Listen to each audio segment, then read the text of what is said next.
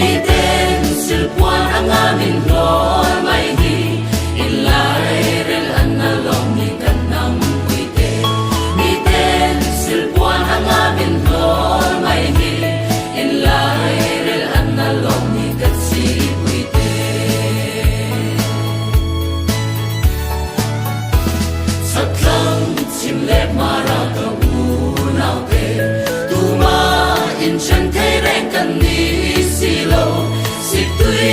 yang in luang sa ngu tu na ya kan ram kan nam hum hin tu rin kan ram ani e kan chen na mun hi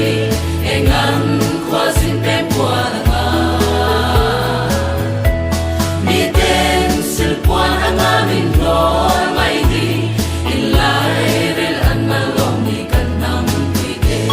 mi ten sil puan ang amin lor mai hi ilai rel an malong ni kan si puite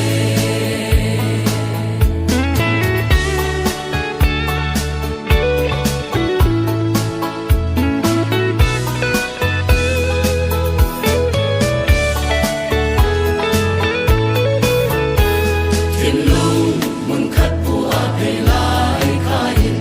kan ram lệ năm tan hạt yang song se